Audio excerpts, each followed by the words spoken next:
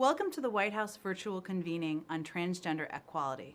I'm White House Press Secretary Jen Psaki, and I use the pronouns she, her, and hers. I'm excited to welcome you to this important and historic national conversation about equality, freedom, and opportunity for transgender, gender nonconforming, and non-binary Americans.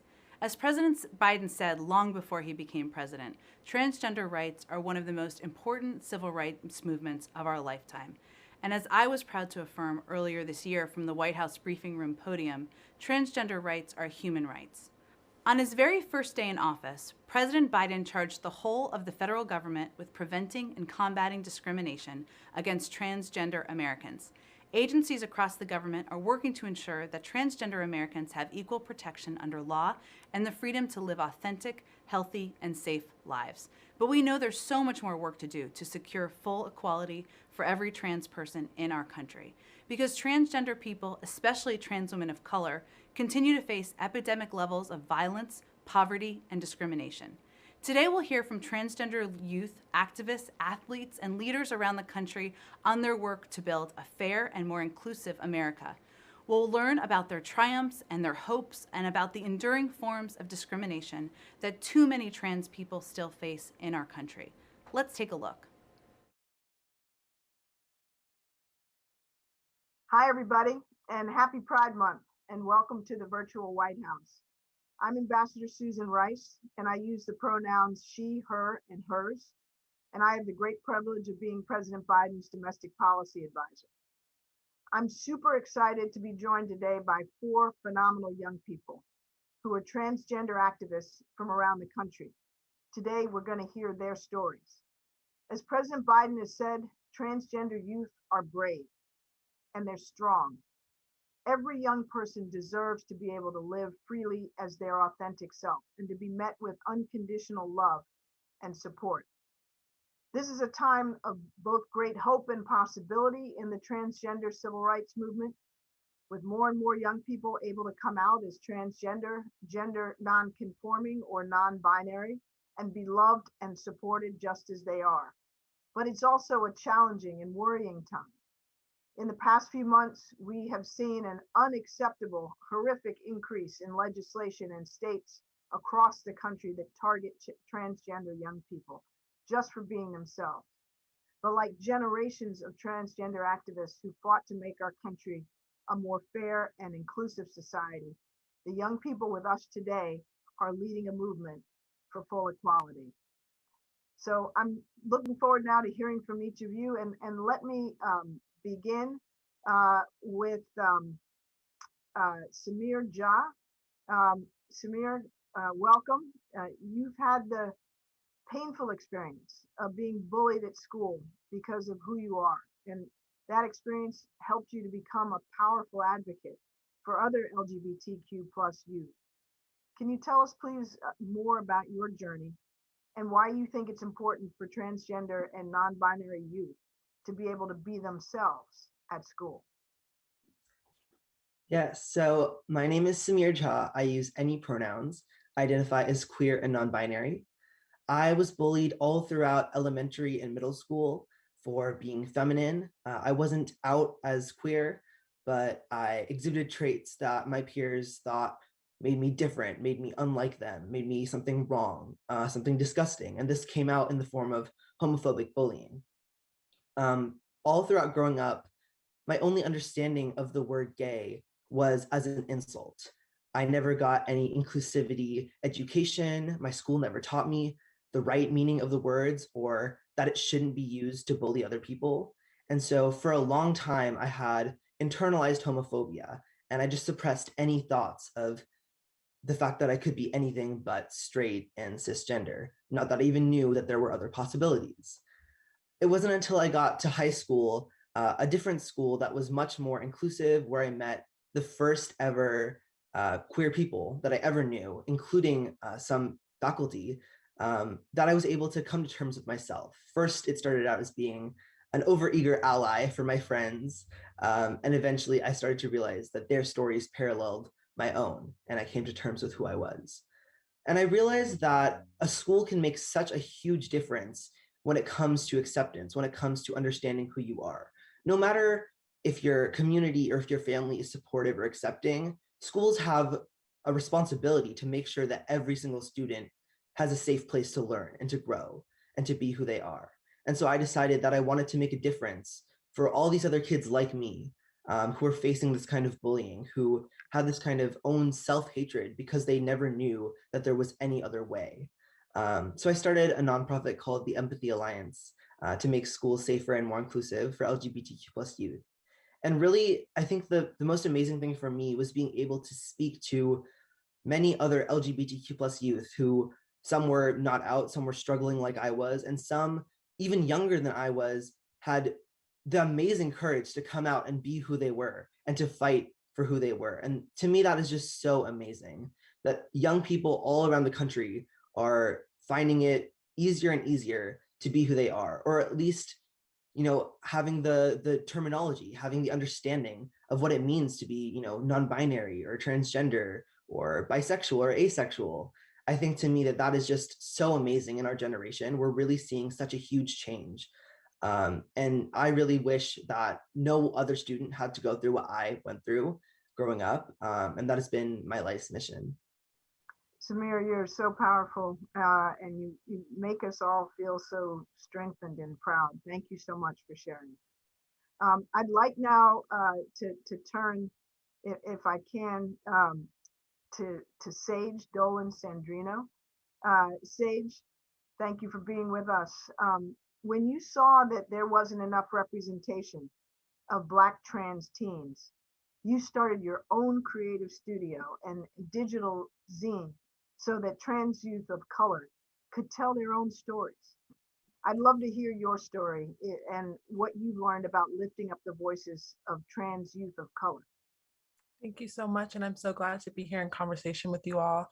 Hi, I'm Sage Dolan Sandrino. I use she/her pronouns, and I am a queer and trans Afro-Latina change maker and artist from the Washington, D.C. area. I'm also the creative director and founder of Team, a digital studio and zine for young artists of color. Growing up, I never saw anyone like myself on screen. I only understood queerness to be enjoyable in representations that mirrored white people. And I internalized that simply because I was not white, because I was mixed, that there was never going to be an opportunity for me to experience joy at the intersections of my queerness and my Blackness. I drew that connection and denied myself, representation in my own art for so long. I erased myself from my photos, from my video work, in fear that I was not pretty enough, skinny enough, or real enough.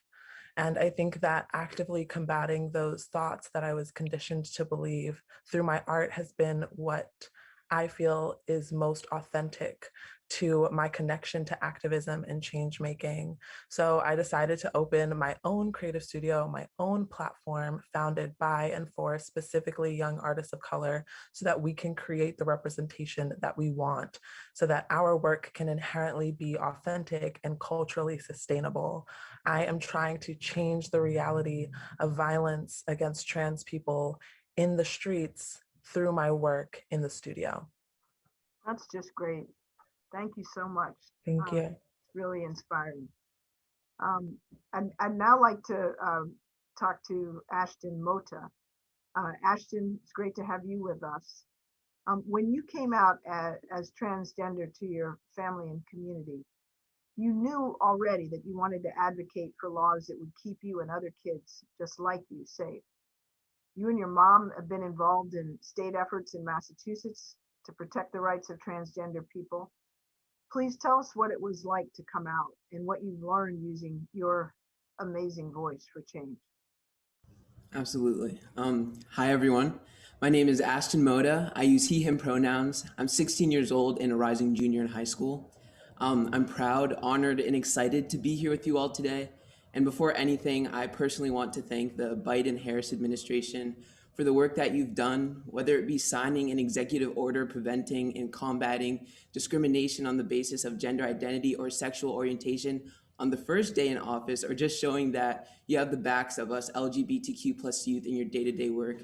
I just wanted to start off by expressing that appreciation. I'm excited about the road ahead, and I'm also cognizant of the fact that there's so much work, so much more work that needs to be done. And, that's why we're all here today.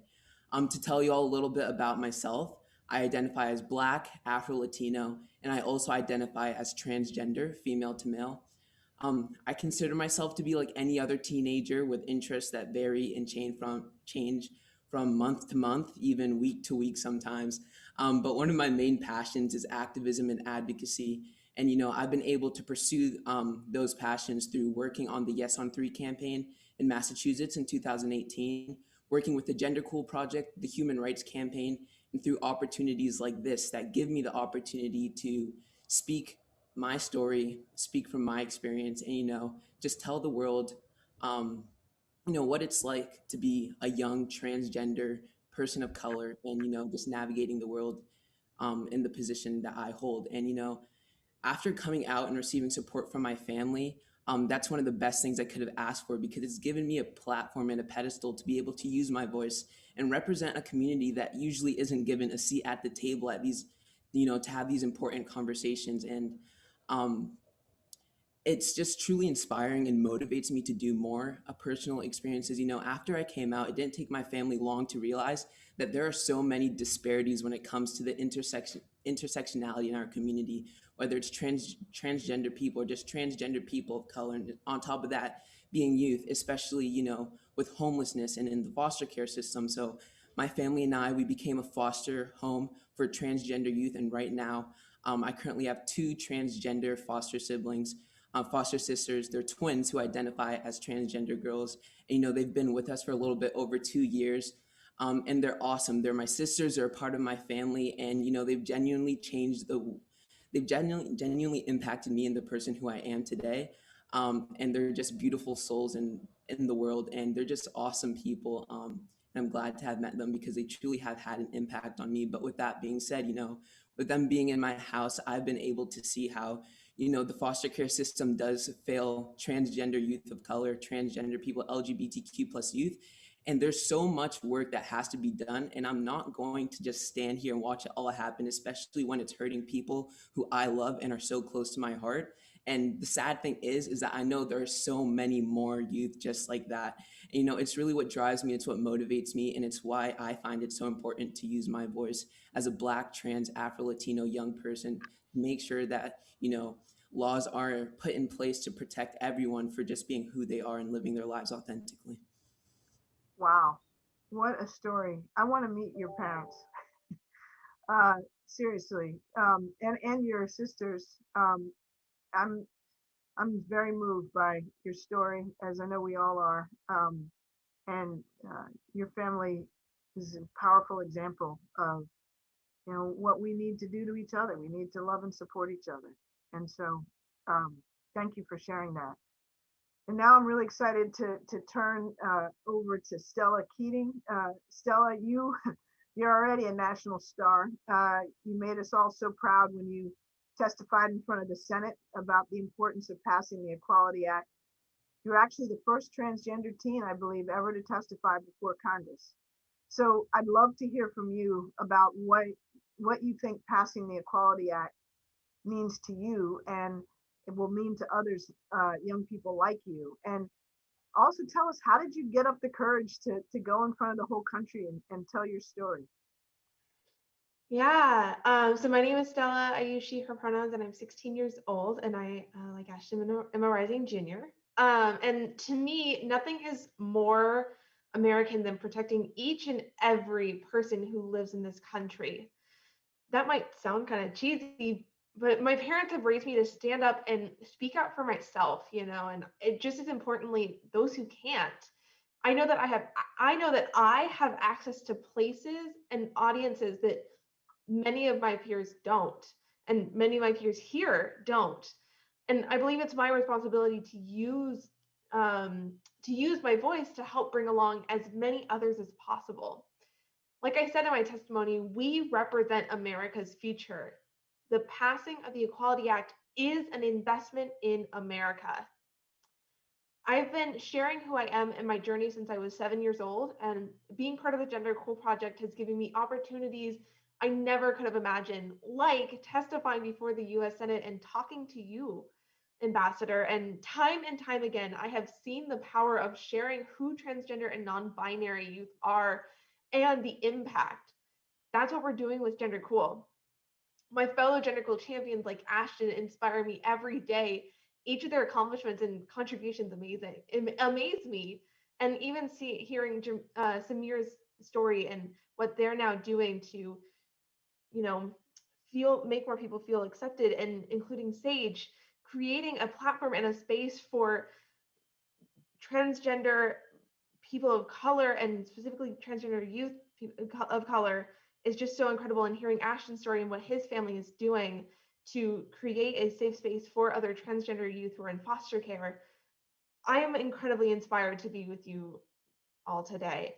And I've gotten a lot of attention in the last few months, and it's important people know that I am just one of hundreds of thousands of young trans and non-binary youth in this country making a difference.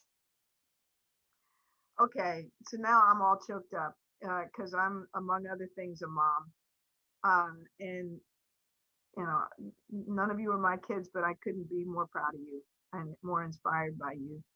Um, and you all are what give me hope for our future. And many other people, young people like you. I see that, in my own children and their friends and their generation is just so much more open and, mutually supportive in many ways. And just to see the dynamic among the four of you and how much you are, lifting and holding each other up is amazing. So thank you. Hello, I'm U.S. Secretary of Education Miguel Cardona. It's an honor to join this important conversation and discuss ways we can create school environments for transgender students that are nurturing, welcoming, and affirming.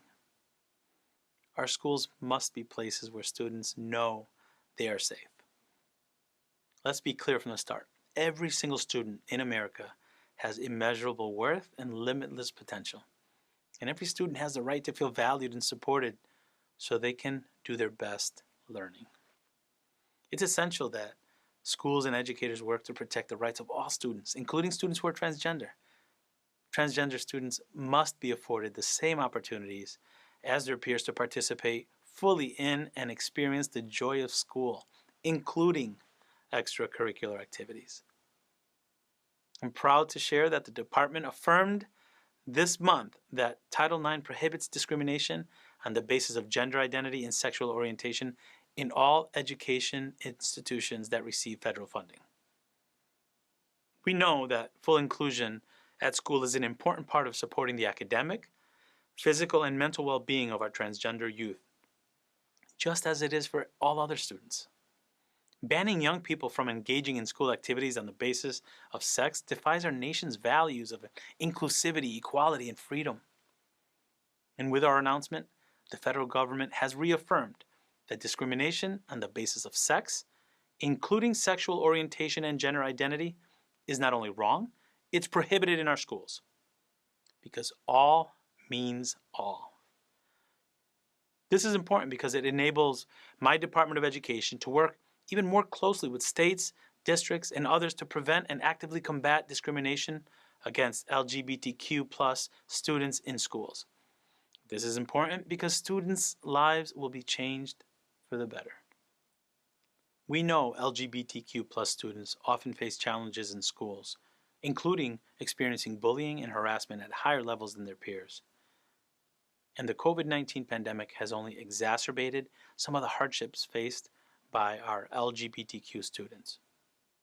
So many of these students haven't had access to school-based mental health services, affirming student organizations, or vital relationships with nurturing educators. One survey out this year found that 78% of transgender and non-binary youth said that their mental health was poor either most of the time or always during COVID-19. That's heartbreaking. We can and we must do more to support our transgender youth. That's why my Department of Education intends to fully enforce Title IX, consistent with the analysis in the Supreme Court's landmark decision last year and President Biden's executive orders that require schools to treat transgender and gender nonconforming students in ways consistent with their gender identity. We will also promote gender equity in extracurriculars, including sports, by ensuring that schools provide equal opportunities for all students. We will enforce all of our laws that prohibit discrimination based on race, color, national origin, sex, and disability. And we urge Congress to fund the U.S. Center for Safe Sport to protect all athletes from abuse, including sexual abuse. So, if you are a transgender student, we have information and resources for you at the Office for Civil Rights. Check out the LGBTQ plus students page on the Department of Education's website at www.ed.gov. I want to say directly to all the transgender students gathered here and all across the nation, we are on your side. We've got your back. We stand with you. We see you. We hear you. We respect you. You matter. You are brave. And you are already strong, standing in the light that emanates when you can be unapologetically and authentically you. Continue to be courageous by speaking up and speaking out when you believe that you have experienced discrimination.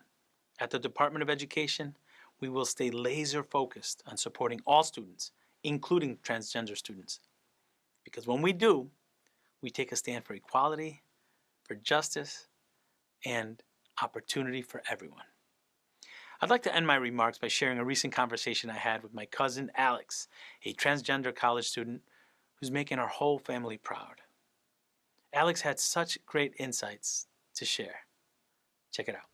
Hi, I'm Alex Cardona, Secretary's cousin, and I'm a senior at the University of Hartford studying cinema communication, and I happen to be female to male transgender. I came out when I was junior to senior in high school and started my medical transition end of my senior year.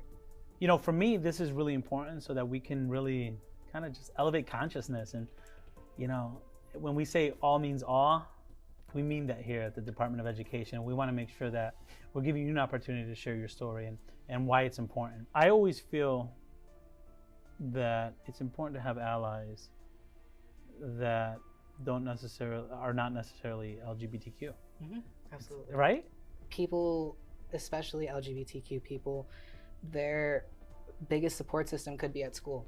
They could not have a supportive household, and I was lucky to have supportive parents, but not everyone does.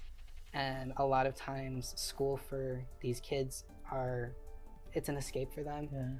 And having to escape to somewhere that's also unsupportive just doesn't help anyone, but having a good support system there is an escape. Of course. You've shown a lot of courage, and that's why I really wanted to reach out. But I also want to send the message really loud and clear.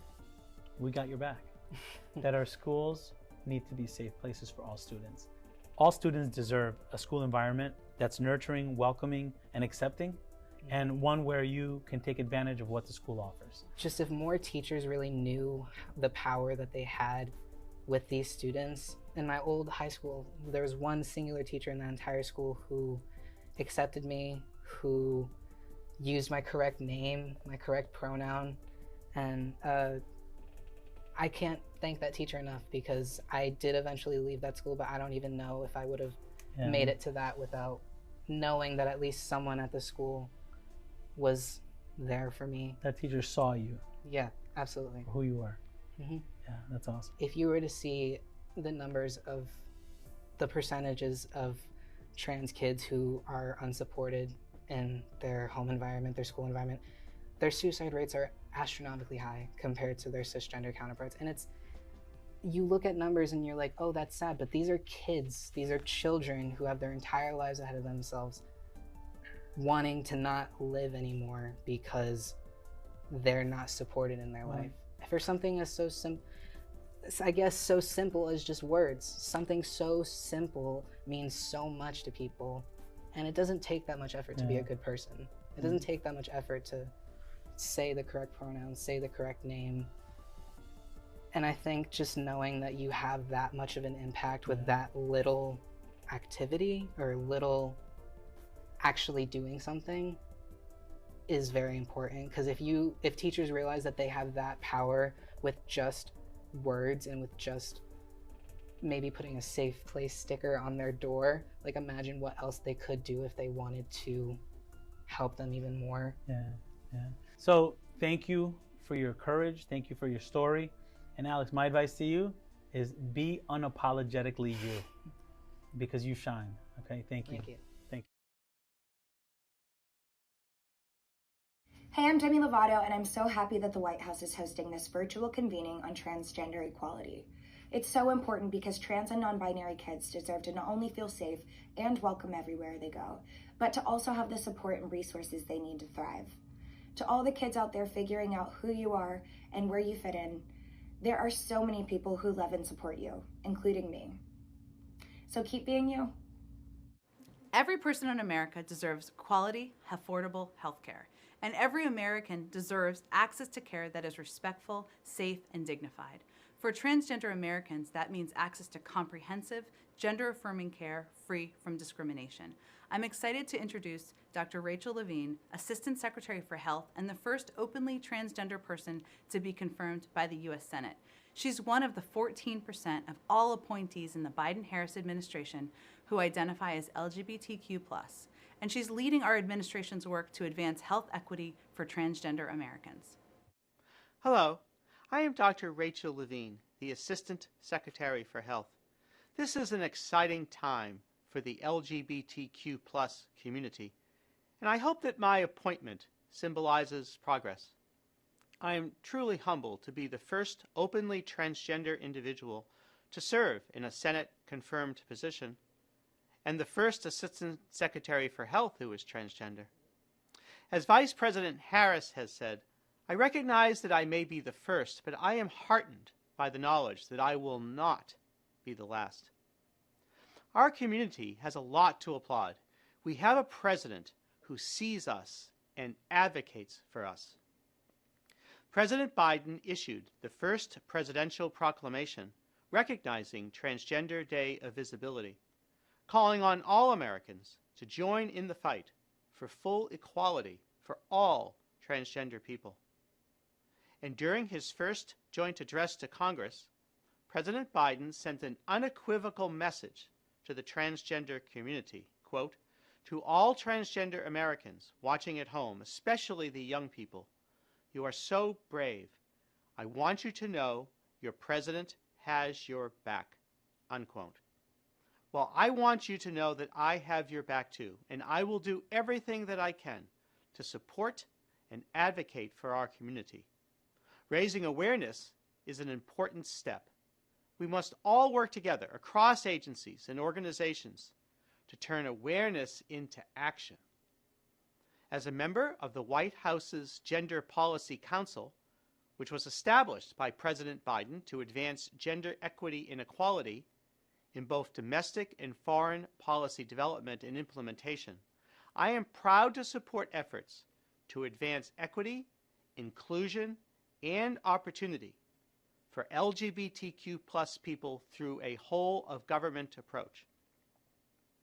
The administration is working to advance equity for communities who have been underserved by the federal government, and that includes my work at the Department of Health and Human Services. HHS values the health of all Americans and is committed to ensuring that the LGBTQ+ community has access to quality health care. What most excites me is the department's renewed focus on the anti-discrimination protections for the LGBTQ+ community. Fear of discrimination can lead individuals to forego care, and that can have serious negative health consequences. That is why HHS recently announced that it will interpret and enforce Section 1557 and Title IX prohibitions on discrimination on the basis of sex, and that will include discrimination on the basis of sexual orientation and gender identity. This means that it is the formal position of the Department of Health and Human Services that everyone, including transgender individuals, should be able to access health care free from discrimination or interference, period. This interpretation will guide our department in processing complaints and conducting investigations. The steps we're taking at HHS to prevent discrimination against LGBTQ+ Americans in healthcare settings is just one part of President Biden's executive order on preventing and combating discrimination on the basis of gender identity or sexual orientation. As a pediatrician and adolescent medicine specialist, I also know the importance of gender-affirming medical care for transgender people who need it. Gender-affirming care is both medically necessary and actually life-saving, especially for transgender youth. Every American deserves the opportunity to reach their full potential and access safe and respectful health care. Unfortunately, some have sought to prevent transgender youth from accessing the health care that they need. This is politics, and politics has no place in our health care system. And actually, this defies the standards of care. Above all, we need to support trans youth and their families and parents to help them achieve the good health and quality care that they deserve. The future for our community is brighter, but we have not made progress unless we have made progress for all. Together, we must strongly advocate for the most underserved and marginalized in our community, including our trans youth and trans women of color who are at risk not only of harassment or discrimination, but actually of violence and murder. Now, I am a positive and optimistic person, and I'd like to leave you with a message of hope. There is a place for you in America. Thank you. In his first week in office, President Biden affirmed that every qualified American should be able to serve our nation in uniform. He rescinded the discriminatory ban on transgender service members, ensuring that openly trans service members can proudly serve in the United States military. Transgender service members, like Lieutenant Colonel Bree Fram, make our country stronger and more secure. Let's hear her story.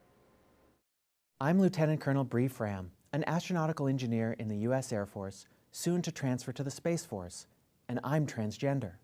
In March 2019, while serving in a command position, I looked into my hotel room's bathroom mirror as I pulled on a men's sport coat and something cemented.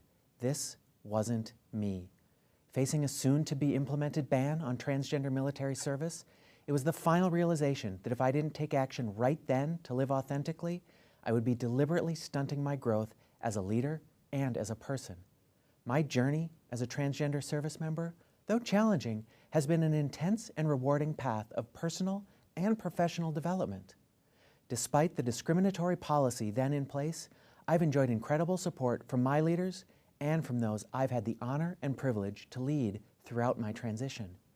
Yet as one of approximately 1,600 transgender service members who served openly at the time, I was a member of an endangered species, officially labeled a burden and a disruption to the military, despite all evidence to the contrary, until policy changed again this year.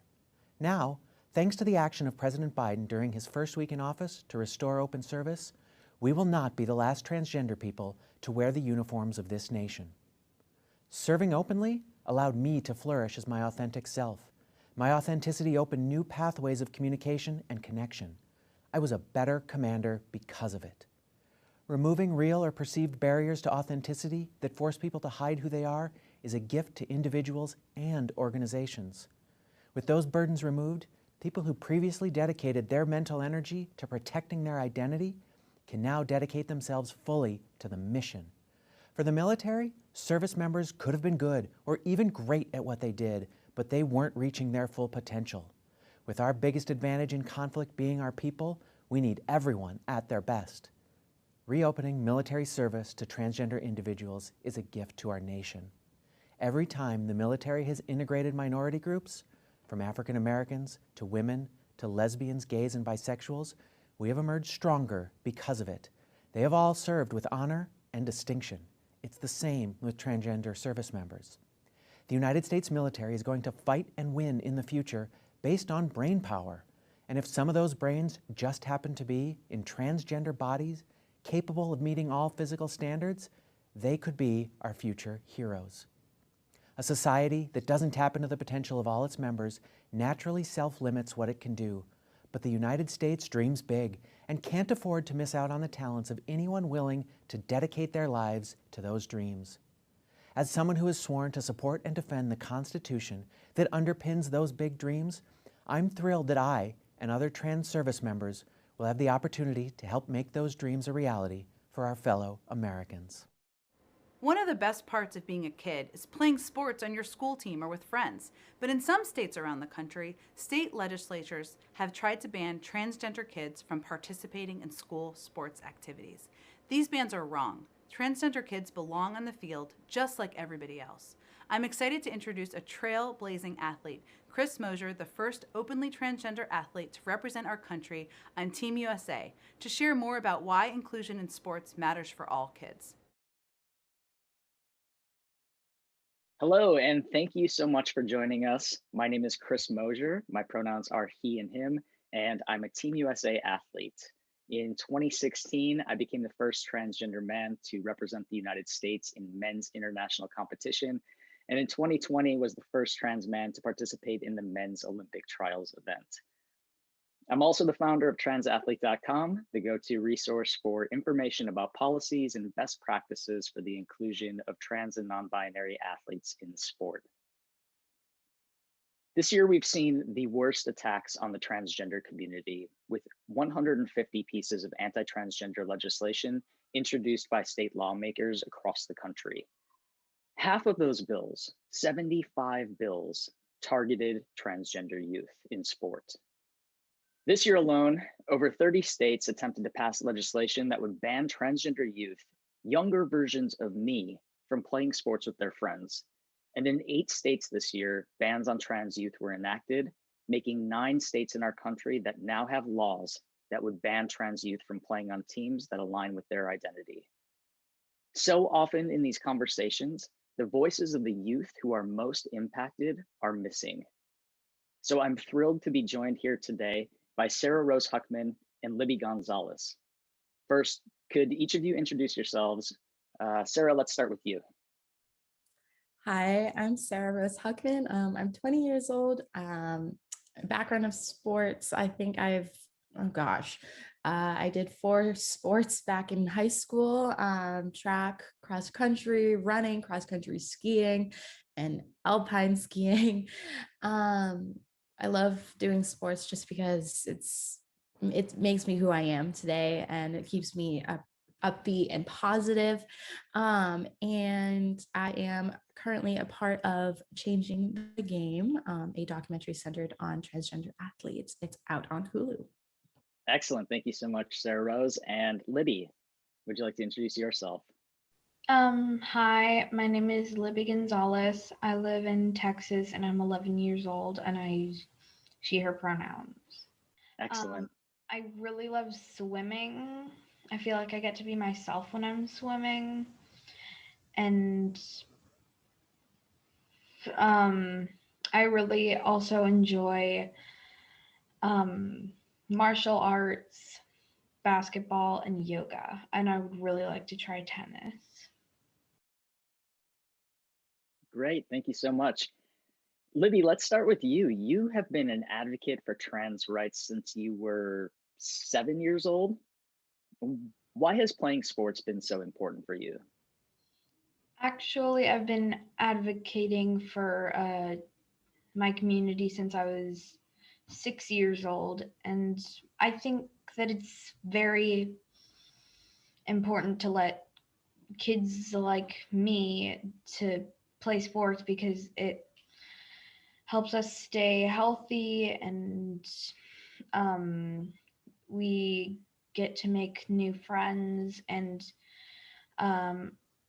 I get to play with my friends that I have, and it's really fun. Yeah, we know there are so many benefits to playing sports as a kid. Thank you for sharing that with us. Sarah Rose, you mentioned the documentary at the start. You were just featured in the incredible documentary, Changing the Game. Why did you decide to participate in the film, and what do you hope that people are taking away from it? Yeah, thank you. I really decided to partake in changing the game right when I realized that this was something that needed to be put out into the world. We need more trans representation in sports, and we need more trans representation in general. Um, and I really hope one big takeaway I really hope is coming from this is that trans athletes and trans people are human beings, and we just want to be able to do the sports and the things that we love without the fear of being discriminated against or the fear of being attacked because we are different from the other people. I just hope that people realize that we are just trying to live our lives and do things that we love. I love that. And the film does an incredible job of sharing that. So thank you for being a part of it. Let's do one more question for both of you. What advice would you give other trans kids who want to play sports but are facing hurdles? Sarah Rose, let's start with you on this one. Of course. I would just say keep being yourself, keep doing the things that you love. Remember, even if the times are hard in the moment, just know that you have people who love you and accept you all over the world. It may not be where you are right now, but you'll find your people, you'll find your family, your significant other. You'll find it. You'll find the joy in sports, you'll find the joy in family, and just know that you're amazing and you're validated wherever you go. How about you, Libby? I would say, like, don't let anyone change who you are. You have people that support you. We got your back, even in the darkest corner, I guess. And just never lose hope. You have a ton of people that support you and care about you. Wise words. Thank you so much, both of you. My advice to trans kids, to every trans kid out there, I want you to know that you can be your authentic self and continue to play the sports that you love. You have so many people out here fighting for you, from your peers like Libby and Sarah Rose to professional athletes like myself, and we will never stop fighting for you. My personal mission since I came out, and my motto since I came out in 2010, is to be the person that I needed when I was younger, to be that role model that I wish that I had. And so it is so wonderful to be in the presence of new role models and advocates. Thank you so much, Libby and Sarah Rose, for joining me in this conversation today. It is so wonderful to spend time with you, and I cannot wait to see all of the incredible things that you both go on to do. Hello, my name is Elliot Hinkle. I use they, them pronouns, and I grew up in Wyoming's foster care system, but I live in Portland, Oregon now. I'm a transmasculine, non-binary person who grew up in foster care and didn't feel I could come out as fully myself until I left foster care at the age of 19. When I turned 19, I moved away from Wyoming and went to school in Portland, Oregon, where I was able to be myself as first a lesbian and then a trans person. And the adults in my life are some of the people who were pivotal in making sure that I felt I could be me. I didn't think I could do that while I was in foster care, but the adults in my life really helped me get to a place where I could find that support. The adults that were kind of crazy about me and wanted to make sure that I was fully me, and brought myself fully to the table. My hope is that for LGBTQ youth in foster care, that they can be in a place where they also have the support that they need, that they can have loving and affirming homes, because affirming LGBTQ youth is suicide prevention. And for myself, having grown up with mental health struggles and suicidal ideation from not having that, it's so important that young people today get that so they can fully be themselves, as we're in a generation right now where youth aren't necessarily worried about what people think about them. They want to be who they are. And I hope that that energy continues and that they get what they deserve, which is loving, supporting families, friends, and communities. Transgender Americans have led the movement for LGBTQ plus equality for generations. Today, transgender Americans are also leading our nation as elected public servants. Representation matters, and the 4 trailblazing elected officials we're about to hear from are showing transgender youth across our country that the sky is the limit. Hi, everyone. My name is Danica Rome. I'm the Virginia State Delegate, grateful to represent the people of the 13th District of the Virginia House of Delegates, which includes the city of Manassas Park and the western Prince William County portions of Haymarket, Gainesville, and my lifelong home, Manassas, as the first out-and-seated transgender state legislator in American history. Today, I'm joined here with 3 other barrier-breaking trans women in public service. Each of us were the first to be elected to office that we now hold in our states. But as Vice President Kamala Harris says, we may have been the first, but we won't be the last. We are here today to talk about why it matters when trans women lead, the barriers we faced, and how we overcame them. First, I am grateful and honored to introduce my friend Andrea Jenkins. Andrea, you and I were elected the same night, November 7th, 2017, and you had the distinction of becoming the first Black openly trans woman elected to public office in the United States. Please tell us your story and why representation of Black trans women in politics matters. What does it mean for how you approach racial equity, gender equity, and LGBTQ rights? Hey, good. Thank you, Danica. And it's just so great to be here with you and all of my other fellow colleagues that are serving our communities all around the country. My name is Andrea Jenkins, and I am Vice President of the Minneapolis City Council. I live and work in Minneapolis, and I represent the 8th Ward in Minneapolis, now infamous for being home to the murder of George Floyd. We in the 8th Ward are seeking justice for our community and our city, and so grateful that we have been able to push the narrative around public safety and policing in our communities that will hopefully lead to positive systemic change in the way we keep our communities safe. I decided to run for office in 2017 after realizing that cities will be the front line of change in our communities. And I wanted to be a part of that process. And so we put together an amazing campaign team, a very diverse campaign team that was led by a young woman of color and queer and trans identified people working on our campaign, building political power and community power. And so it has just been one wild ride, as you may imagine, here in Minneapolis, dealing with the impacts from the coronavirus, and then subsequently the racial reckoning that has been transforming our entire nation.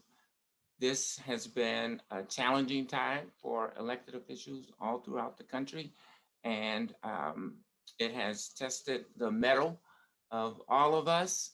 And I am so glad to be on the team with all of you, Danica, and I'd like to just introduce my fellow panelists.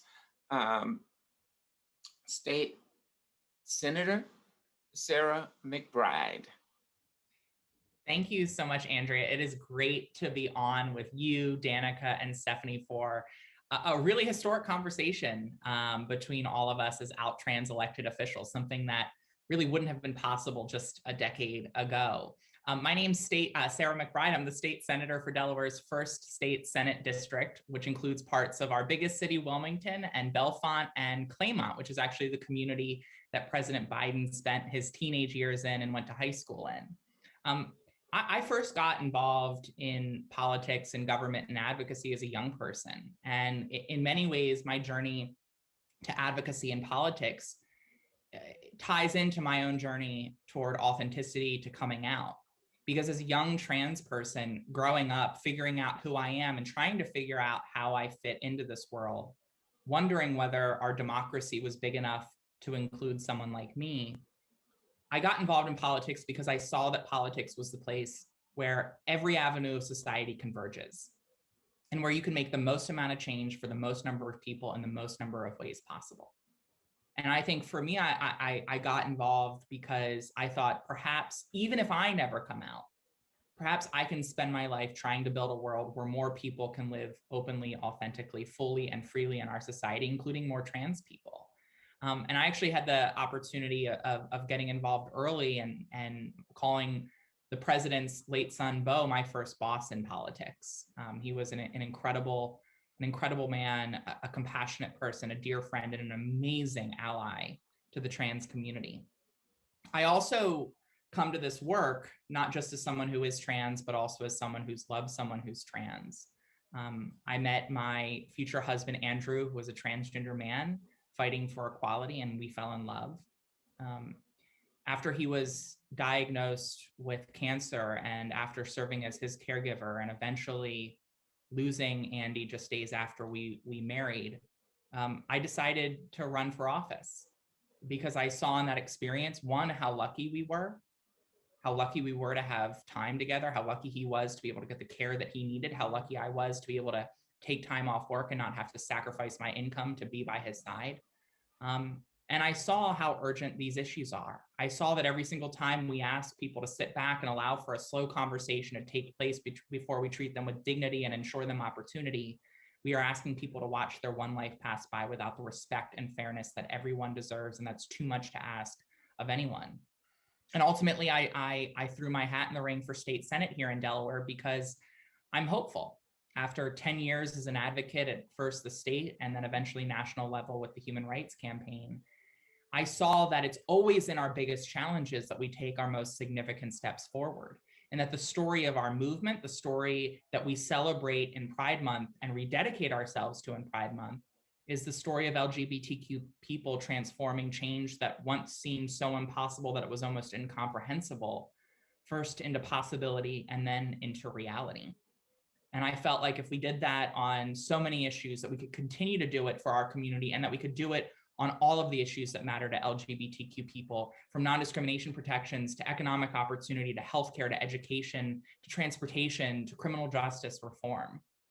And so I am now serving in my first term filled with hope and optimism that we have as a community, both the individual and collective capacity to bring about seemingly impossible change. And that has been informed in large part by my experiences working for, knowing, and calling the Biden family friends and allies. And I am just so excited that we are joining on this panel under the administration of Joe Biden, who I have seen throughout my life his deep commitment to trans rights. One of the first national politicians to embrace and champion trans rights. I've seen the tears in his eyes when we talk about violence against trans women of color. I've seen and heard the passion in his voice when he talks about passing the Equality Act. And I've seen his big heart when I came out to him and Bo and Dr. Biden and the whole Biden family. And so I am just so thrilled that we have the opportunity to serve alongside a president who truly sees us, cares for us, and is fighting alongside us.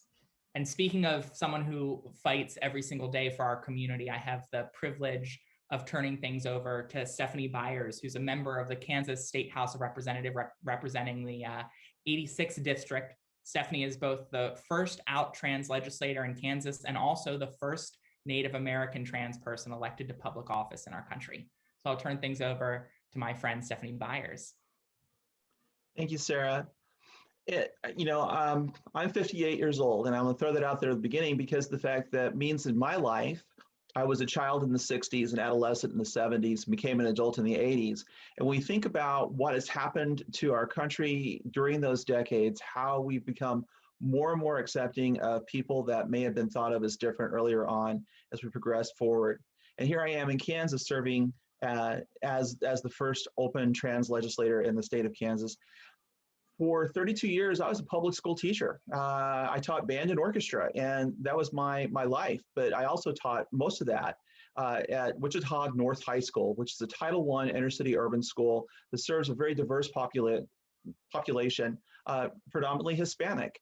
And so I've been there in the fights when we talk about the access to education for dreamers, That was been a part of my advocacy to begin with. I advocated to keep the fine arts as a part of public schools because it's integral to what goes on. And in 2014, when I began to live my life authentically for who I really am, it was an easy step forward then to make that advocacy just shift over into supporting the LGBTQ community in all the ways. And of course, we see what happened almost immediately. We encountered at the state level bills banning trans people from bathrooms, an experience that I'd actually had when I was younger as a Native American, walking into a gas station in one of our Western states, and my father asking for the key to the restroom, and the station owner looking at us and saying, "Are you all Injun? Well, you might be nice people. I just don't let Injuns use my bathroom." And so that hit really near and dear to my heart very quickly and became a part of what I began to speak out. In 2018, I was named the GLSEN National Educator of the Year, which gave me a little bit bigger voice and more of a platform to be able to address these issues. In 2019, I retired from teaching, and shortly after was asked by GLSEN to represent them in a rally in October out in front of the US Supreme Court on the same day they heard oral arguments on Bostock versus Clayton County. And so that voice added to the group of people that were there, talking about how if we can make on the basis of sex include gender identity and sexual orientation, how that would change so much for the people of the LGBTQ community across the United States, especially for those people who are transgender. At that point in time, I made my decision that I would run for the seat that we had open here in District 86 for the Kansas State Legislature. And of course, in 2020, was elected and was able to join the two other out openly LGBTQ members of our legislature. This year has seen an unprecedented number of bills attacking trans community, especially trans youth. And here in Kansas, we're no exception, especially when we look at a supermajority that push those bills to begin with. Having a person who is transgender stand in that house and directly address the other members of that house about what it means, how it feels to have those things launched at you, and it's not just a matter of statistics, it is actually a matter of individuals and people, makes a tremendous difference. The outpouring of emails and cards that came from the trans youth across Kansas, knowing that they have an advocate who looks like them, who understands their experience to some level, and who speaks for them, gives them hope. It makes a tremendous difference for everyone to know that if there's somebody that's there, as was said, if you can see it, you can be it. And I'm proud to be able to be that person that's standing there holding the door open for the next trans person that wants to run for office in Kansas, and to keep that open communication going so that we can keep this representation where it needs to be. I'm glad to be a part of this panel and appreciate all the opportunity we've given to this. And it's my turn now to turn back to our host and to talk about Danica. You have inspired, Danica, so many of us that are here today because you're the first one to break these barriers. What inspired you to run for public office? And what advice do you have for other transgender Americans who may be interested in becoming leaders in their community? Oh, thank you so much, Representative Byers. And again, thank you to Senator McBride and thank you to Councilwoman Jenkins so much for joining me, and just to everyone out there who's joining this conversation. What inspired me to run was, just my mom's commute. It was the fact that it was so bad when in the mid 90s when I was in 6th grade, and I'd be sitting at school until 6:30, 7 o'clock at night, waiting for her to come pick me up because she's battling it out on Route 28 for 2 hours.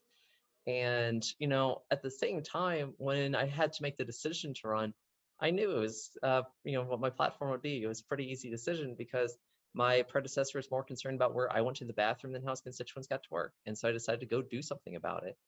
And I had to remember also that just because there weren't a lot of people like me in office didn't mean that we didn't have a lot of allies, didn't mean that we didn't have a lot of champions. And I remember in 2013, when then Delaware Attorney General Beau Biden was working with then advocate Sarah McBride to get the Delaware legislature to actually pass a trans rights bill, and how important that was.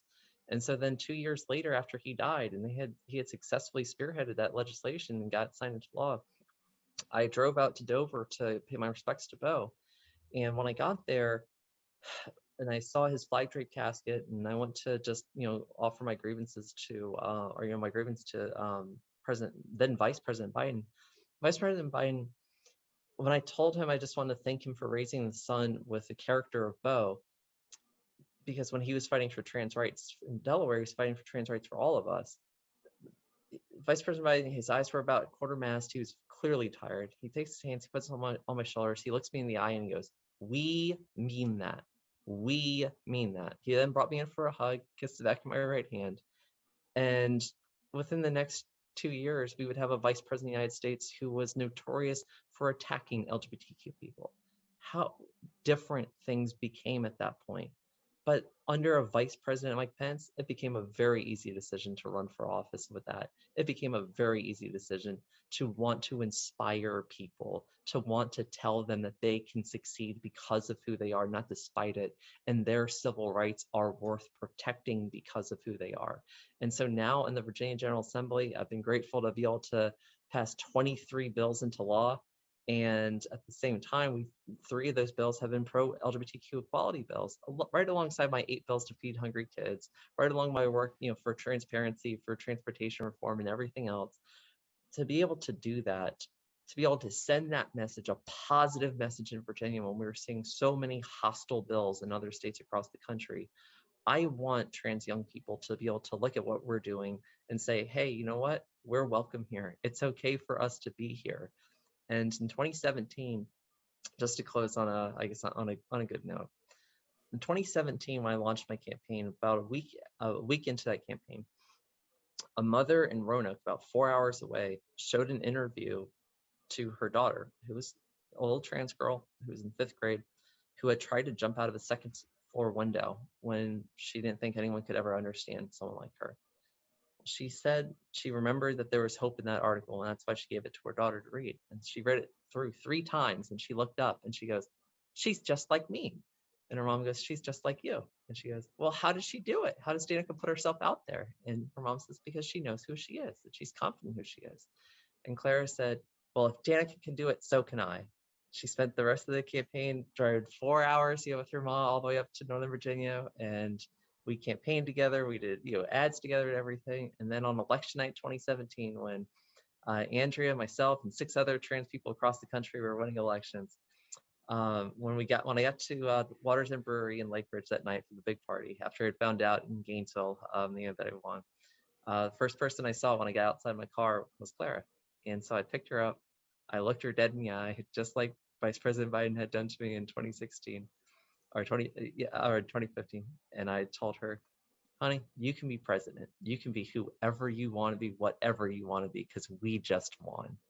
And that's the message I want to send to trans people across the country today, is that you can be yourself. You can find safe places to be yourself, whether it's in Virginia, Delaware, Minnesota, or even Kansas. There is someone here who cares about you. There is someone here who can relate to your story, and know that not only are you never alone with this, but your story has the ability to change your community, to change your state, and to change your country. And when you change a country, you change the world. So thank you all so much to my colleagues for joining us today. Thank you to everyone who's tuned in. Thank you to the Biden administration for giving us the space to be able to have this conversation. And please take care of yourselves and each other. Happy Pride Month, everyone. Hi, my name is Schaefer Zaret. I use the pronouns she, her, hers, and I'm a trans activist, organizer, and an advocate for transgender youth and an ambassador of Ariana Center, Trans Latina Florida. I'm joined here today by 7 other dynamic organizers from across the country, transgender young women of color and gender non-binary young people of color, who are leading the change in their communities. This conversation is specifically about intersectionality. It is about centering the leadership of trans girls of color, young women of color, and gender nonconforming youth, and recognizing their unique lived experience at the intersection of their race, ethnicity, gender, gender identity, sexual orientation, and other identities, and recognizing the unique barriers they face to equity and opportunity. So let's jump in. As I stated earlier, I'm joined by incredible youth leaders and organizers who are driving change in their communities. Leaders that identify as transgender girls and young women and/or gender non-binary youth of color. These are leaders that advocate for policy at the intersection of race, gender, gender identity, and sexual orientation. There really is so much value in lived experience that drives this change, and there's so much value in centering leaders at the intersection of all of their multiple identities. So let's hear from them. First, we'll start with some introductions. We want to hear more from these young leaders. And we'll start with Jamie, if you want to introduce yourself. Hi, I'm Jamison Ford, but I go by Jamie. I use any pronouns. I'm from Southeast DC, and I'm an organizer here with DC Girls Coalition, United Leaders for Freedom, Black Swan, and Black Millennials for Flint. Wonderful. Thank you so much. And next, let's hear from Gia. Hi, everyone. My name is Gia. I use she, her pronouns, and I would say that I'm an LGBTQ advocate and I identify as a trans woman. Thank you. And next, let's hear from India. My name is India. I'm 16 years old. I'm from South Carolina. I'm with a national agenda for Black girls, and I'm also part of Every Black Girl. And I'm non-binary. Thank you. And Rebecca. Hello, my name is Rebecca York. I use she and they pronouns, and I am from Maryland. I am a workplace educator with Out and Equal Workplace Advocates. Wonderful, thank you. And Adeline? Hi, my name is Adeline Mihil. I use she, her pronouns, and I am from South Texas. Thank you. And finally, Logan. Good morning. My name is Logan. My pronouns are they, them. I am an organizer, co-director, and co-conspirator based in Miami, Florida. Great, repping Miami just like me. Thank you so much. And now we're going to get into some really great questions for our young people. First, we'll start with Jamie. Jamie, you've been involved in social justice work since the 2nd grade. Wow. What inspired your advocacy? As I said, I'm Jamie, and I think there were a lot of factors that went into me wanting to get into social justice work, but I think the biggest part was the community that I lived in.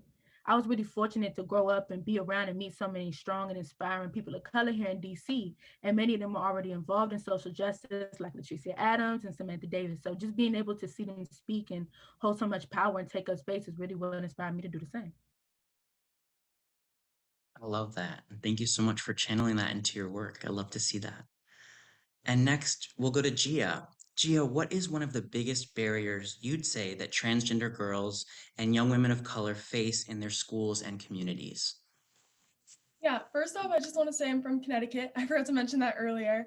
But I would say one of the biggest barriers is support. And I think that the reason that is because there isn't enough education out there for people of color and for LGBTQ people in general, especially for trans people of color like myself.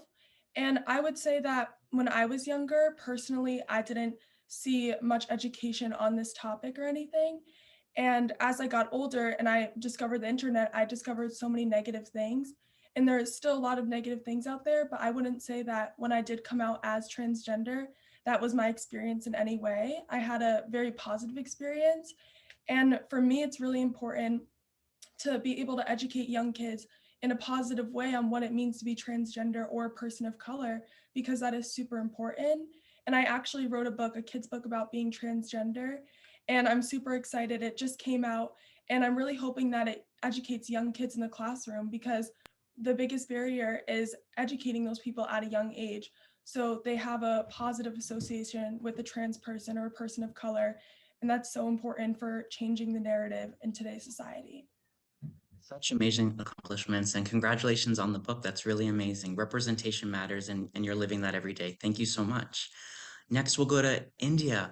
So India, in South Carolina, you spend time organizing for a national agenda for Black girls. Why is having policy that supports Black girls, trans Black girls, and gender nonconforming youth of color so important? Okay. Hi, my name is India. And I said, we are at the crossroads of racism, sexism, and transphobia. We need policies written and passed to protect with our input, to protect us and to protect our rights and to protect our joy. Black girls, Black trans girls, and gender nonconforming youth of color are always forgotten or intentionally left out of the conversation. And we have the power to change that. I want to live a life that is free, and I deserve to. Yes, you do, and you choose organizing to do that. Why do you choose organizing? What does it mean to you? How do you channel that passion into your work? Well, I challenge it into my work by saying I am 16 years old and I've been organizing for 5 years. Organizing is a part of my identity. Working with other young people like me is empowering, and I believe that people need to hear our stories. When we share our stories collectively, we make a bigger impact. My organizing experience with Every Black Girl and a national agenda for Black girls has allowed me to expand my work nationally as I build community with others, Black girls, and gender nonconforming youth of color to create a world that accepts us, uplifts us in our entirety, truly is reflective of us and our whole selves. Beautiful. Thank you so much. And I'm so glad you made that choice to start organizing, representing your community, and raising that visibility for all of us throughout the community. Thank you so much. Next, we'll go to Rebecca. So, Rebecca, this year we have seen countless tough moments of racial reckoning in our country. We've seen heightened violence in the AAPI community, including violence at the intersection of racism, sexism, and gender-based violence. What does it mean for you to lead as a non-binary young person? My identities as a queer, non-binary, Asian American are central to how I experience the world. They inform my work as an LGBTQ trainer as well. Something you might not know just from looking at me, though, is that I'm also a transracial, transnational adoptee with white parents. And that's also essential to my lived experience. I clearly belonged to my white family, but growing up, outsiders, the people who didn't know me, didn't agree. Their message was, you're not who you think you are. But what did they know? I've always lived in this place in between worlds, as an Asian adoptee and as a non-binary person. Of course, there were really painful moments of exclusion, but they gave me the ability to see people beyond just what meets the eye. If I don't live in just one world, then chances are other people don't either.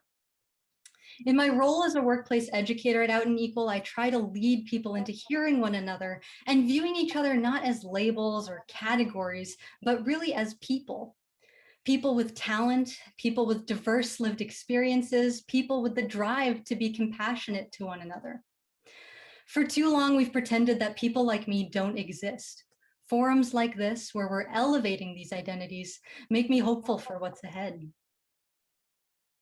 That's amazing. Thank you so much for sharing that, Rebecca. Myself, as an adoptee as well, with white parents, as a Latinx trans person, I can relate to balancing both worlds, that friction and tension. And you mentioned it briefly, but how does your identity also impact how you advocate for your communities as you see it now?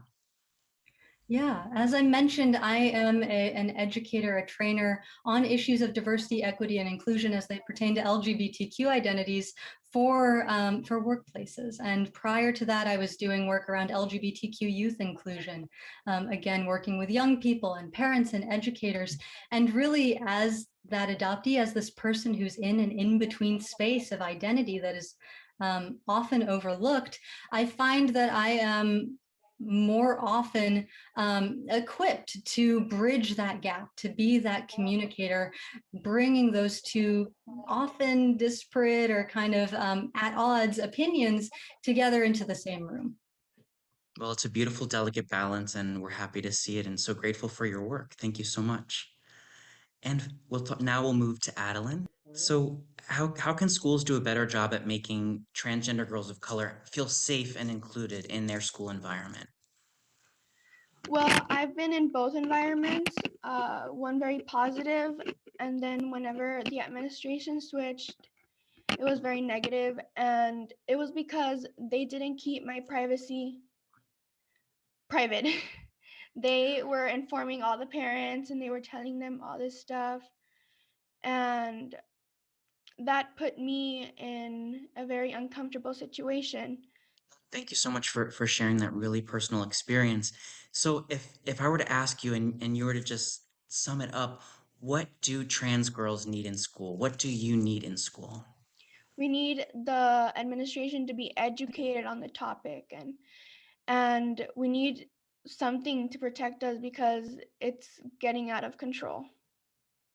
Yes, definitely. And as we look to create safe spaces, sometimes we have the intention to make things safe, but as you mentioned about sharing private information about your transition, it ended up doing more harm and not making you feel safe in school. Yeah, Thank you for sharing that with us, Adeline. you're welcome.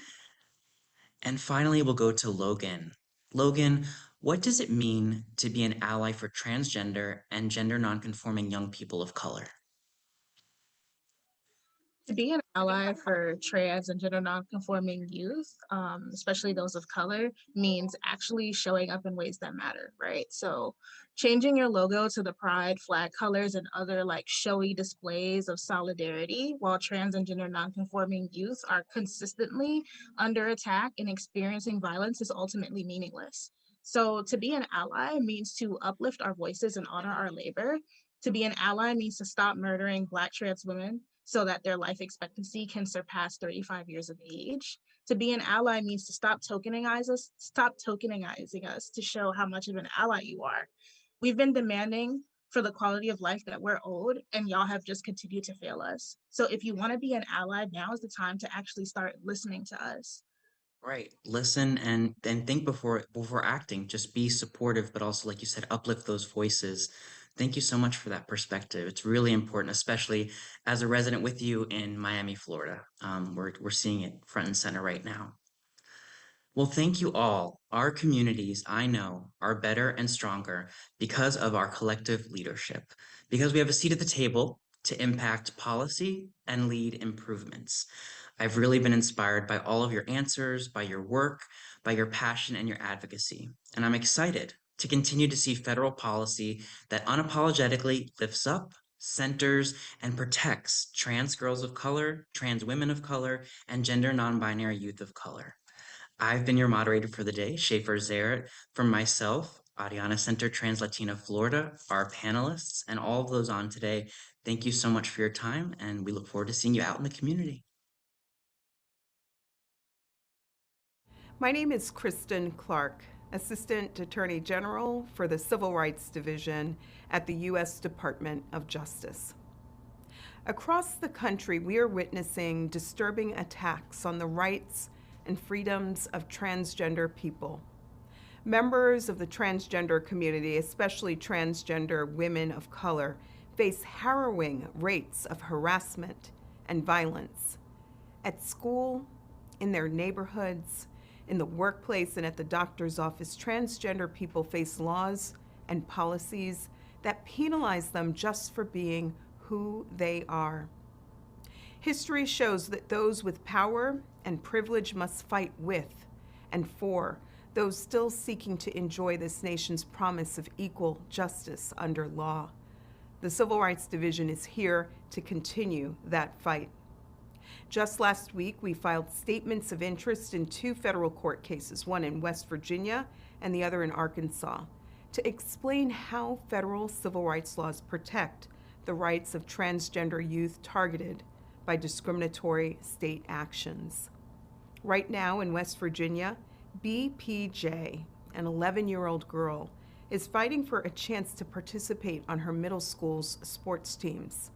She's from a family of runners and, like so many other kids, wants to follow in their footsteps. She wants to join the girls' track and cross-country teams. She wants the experience of being on a team with her classmates and friends.